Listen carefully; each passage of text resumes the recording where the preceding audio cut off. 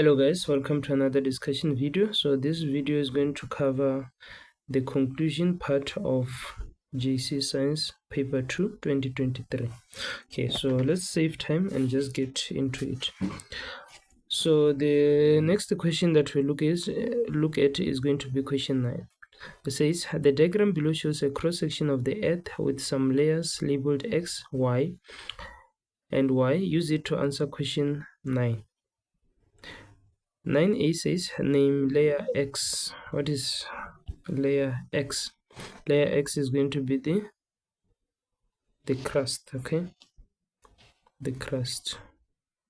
So that is going to be the crust. B says write down the state of matter of layer Y. So Y, I assume it stops there because the core is represented by the other line there. So if it's this area here, the dark area there, that's going to be the metal.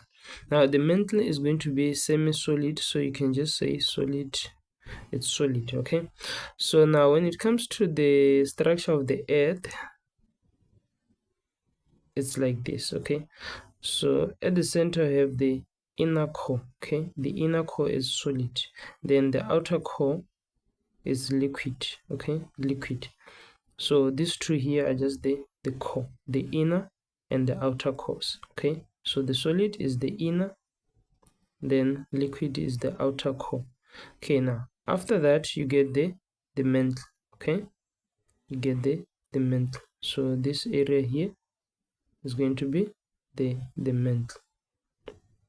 Now the mantle is made up of semi-solid rocks, okay? They are semi-solid because they are under a lot of pressure and heat. So some of them will transition into a state of molten, and then some will transition into a state of being solid. So that will bring about the semi-solid state that you find. But for our answering, you can just write, say the answer is solid, okay? Because majority of the material that you find there is solid. And then here comes the crust, okay? The crust is divided into continental crust and the oceanic crust, okay? So it is in terms of thickness, it is the thinnest, okay? It has the smallest thickness, okay? So that's the thinnest layer amongst all those layers. Okay, so let's go to the next question. 10a, define radioactivity.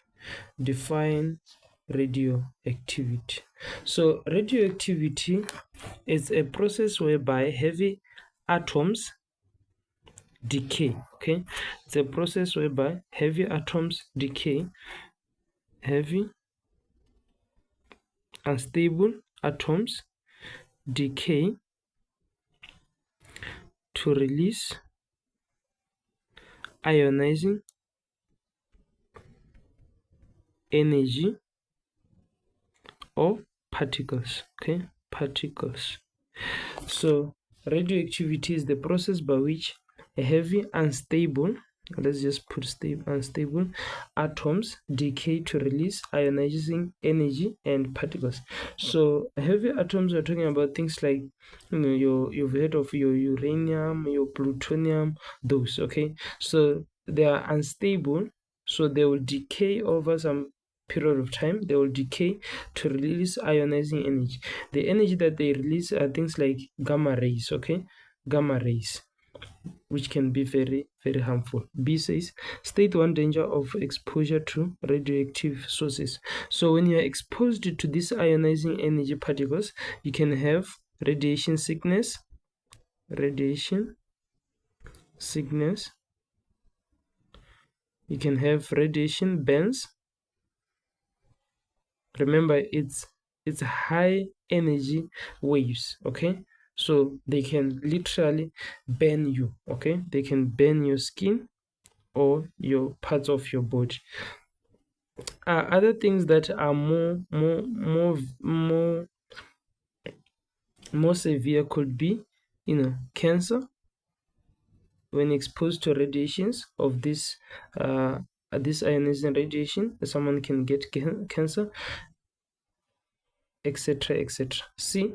State two safety measures when handling radioactive sources in the laboratory. Okay, so when you're handling these radioactive sources, what you can do is contain them in lead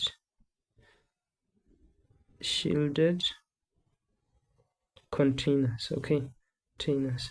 Now lead can block out the ionizing radiation, so whatever material that you're going to contain this radioactive material, you can ensure that this material is encased in some lead. Okay, so this will be the lead here. That way the ionizing radiation is limited to just within this container. Then the other one, you can wear radiation protective clothing. Okay, protective clothing. And then the other one is to use things like you can use things like tongs. Okay, when you're in the lab, instead of handling the radioactive material directly with your hands, you can use tongs. Okay, when doing experiments. D says, suggest one advantage of generating electricity using radioactive substance. So remember, when you're doing this, you're going to be using what? Nuclear energy. So nuclear energy, it's a clean type of energy. Okay, so they do not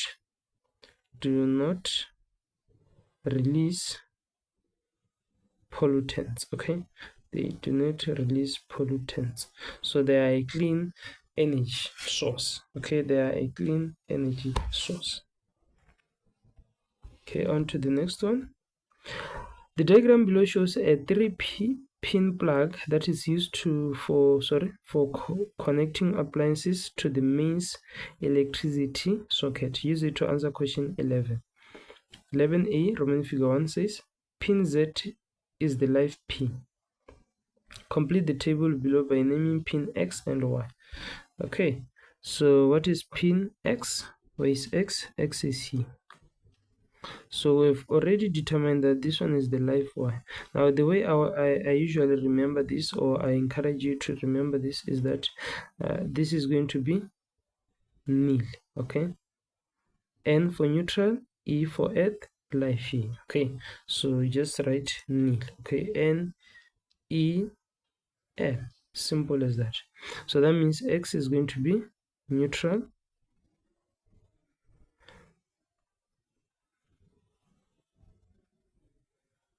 okay. I don't see, let me just remove this.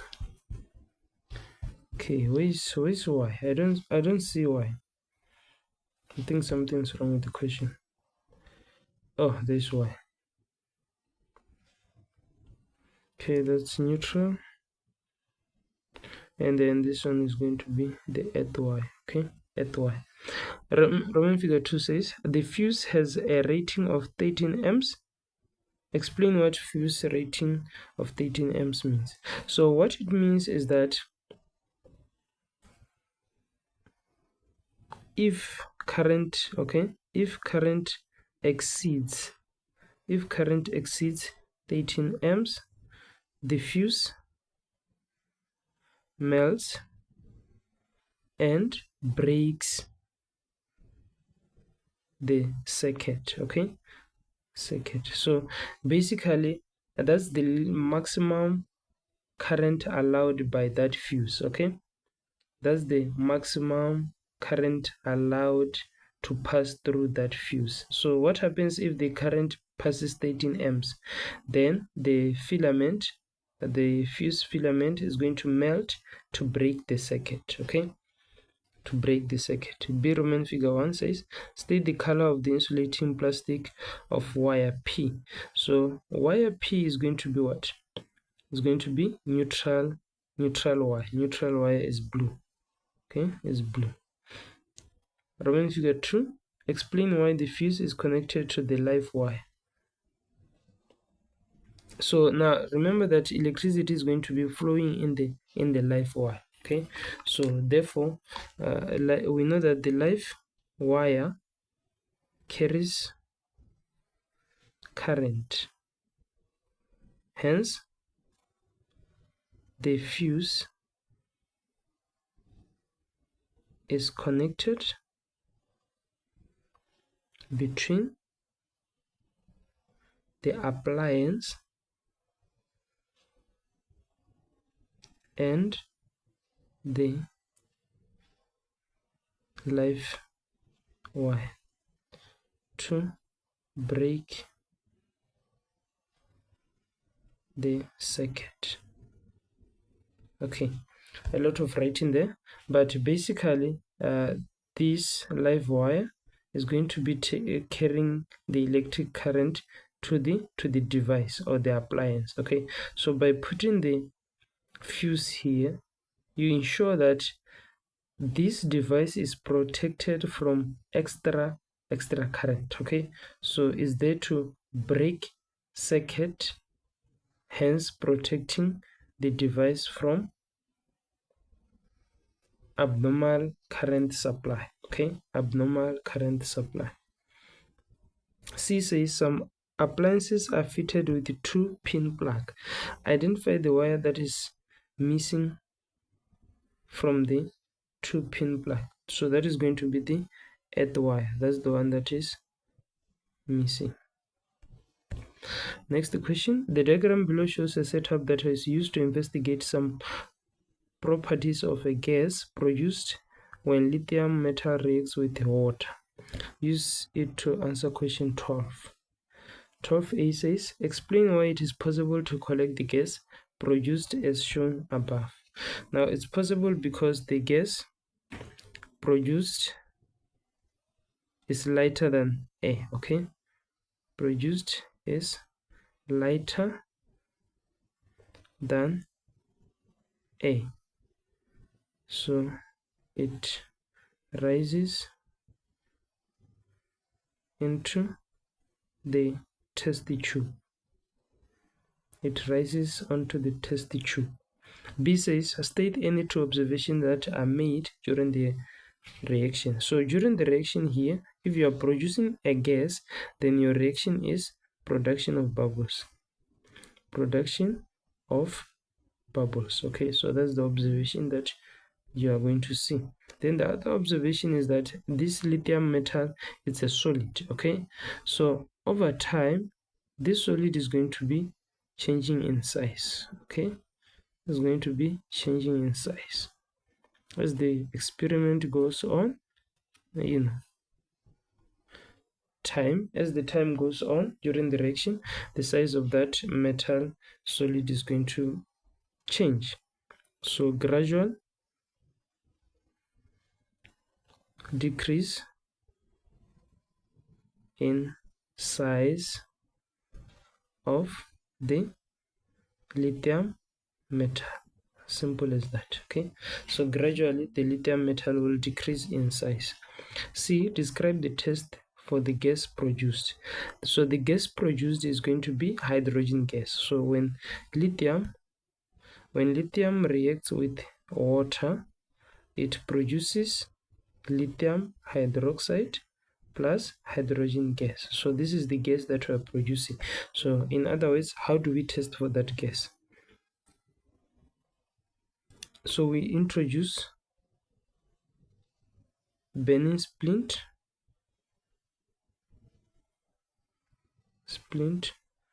to the gas. Okay, so we introduce a burning splint to the gas. So the result is that the burning splint goes out. The burning splint goes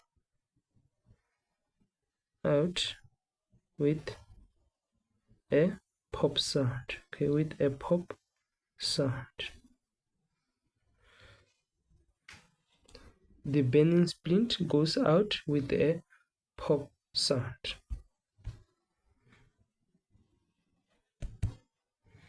Okay, next one, D. State any 2 physical properties of lithium. So lithium is a metal, okay, but a soft metal, but still it's a metal. So physical properties is just how that thing it is physical.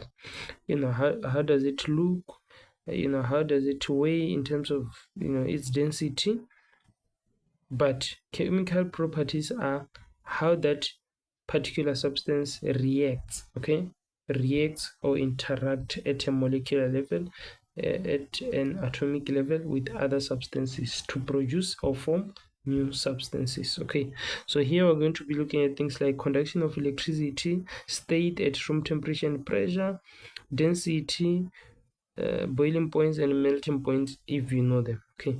Okay, so it's a soft metal that can be cut with a knife.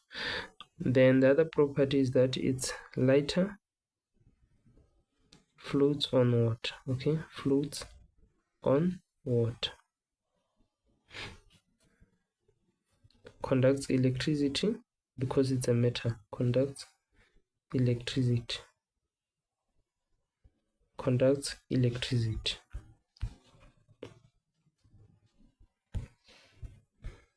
Okay, section B. The diagram below shows an electric circuit with components labeled P, Q, R, and S. Use it to answer question 13. 13a says, state the function of P. What is P? That's a resistor. Okay, that is a resistor. It reduces amount of current flowing in the circuit. Okay, flowing in the circuit. Okay, so the function of component P, which is a resistor, is to reduce the amount of current flowing through the circuit. So it resists the flow of charge or the flow of electric current in the circuit. Okay, B, show by drawing on the diagram how you will connect the voltmeter to measure the potential difference across S, the bulb. Okay, so you're going to put it like this. Okay, so you go like this, and then the voltmeter V. Okay, V, and then a circular thing there, and then so you're going to connect it like that. And C, explain how the components of the circuit can be rearranged to obtain a large current in the circuit. Now, current, we explain current in a series circuit. So in a series circuit, current is the same. Okay, is the same. And then in a parallel circuit, current is added. Okay, I1 plus I2 plus I3. So if it's added, that means in a parallel circuit you'll have more current than in a series circuit. So we're going to connect component P and S in parallel. Okay, so we just connect the bulb and the resistor in parallel. So let's say the resistor, we leave the resistor like that, and then we take our bulb, then we put it here. Okay, put it here. I hate this. Okay, and then our new circuit is going to look like that. Okay, it's going to look like that. Now this circuit setup here has this one, a parallel circuit, has greater current than a series circuit. Okay, series circuit.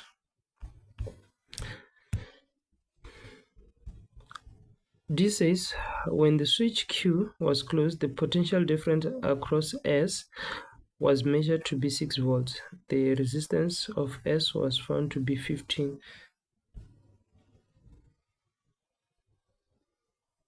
ohms. Calculate the current flowing through the circuit. Okay, So this is our liquid formula triangle, Vir. Okay, so what are we looking for? We are looking for the current. I is equals to V over R, which is equals to the voltage is 6 over resistance, which is 50. Then from that, we get 0 0.4, 0 0.4, 0 0.4 ohms. Okay, so we'll skip the plotting question and then we'll do it at a later date, okay? At a later date, because it will take forever for us to plot. The diagram below shows a setup used by a student to separate a mixture of water and ethanol. One of the apparatus used is labeled P. Use it to answer question 15. 15a. Name the separation technique shown by the diagram. So what we have there is going to be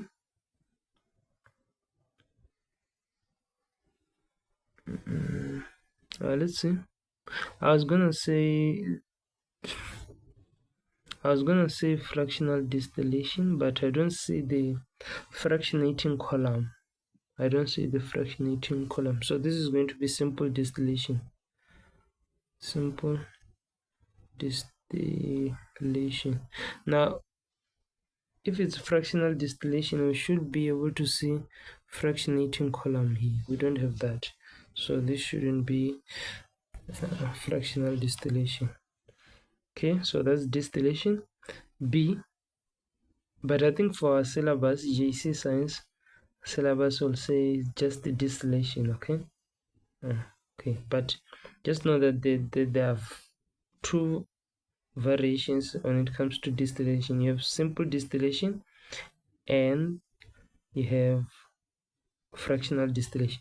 Now with fractional distillation, you're going to have a fractionating column here, okay, in that section there. Anyways, B says name the apparatus P. That's a condenser.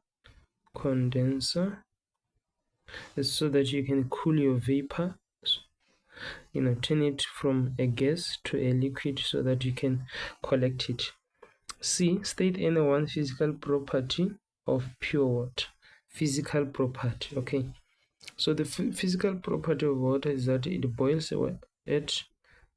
at 100 degrees Celsius, melts at 0 degrees Celsius. Then other things is that it has a density of 1 gram per cubic centimeter. So that's the density of water. D, describe the chemical test for water. You have two chemical tests. One, you can use, so I'm just going to divide. You can use anhydrous cobalt chloride paper, okay? Anhydrous cobalt chloride paper. Okay, maybe let's just write this in full words, okay? Dry cobalt chloride paper, okay? So for a positive result, the cobalt chloride paper turns pink. Okay, so that's the test that you can do. So what you're going to do, the procedure is that you dip this dry chloride paper into the substance that you think might be water or might contain water. Another test that you can write is to use anhydrous. So this is the test.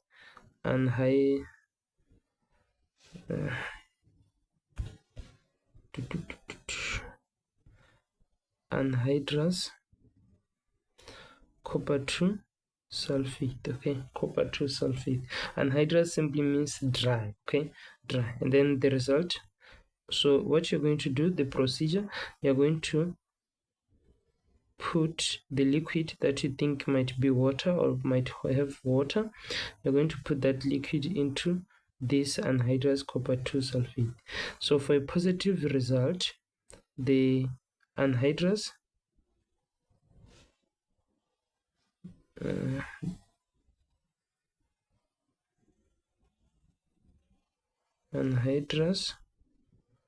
copper 2 sulfate changes color, it changes from white to blue. Okay, changes from white to blue. So that is that. Okay, thank you guys for, maybe we have time. Okay, let me see if I can plot this in the time that is left. I don't think it's possible. We'll do a special video plotting this graph here. Anyways, thank you guys for liking and sharing the videos. Thank you for your support. See you on the next video.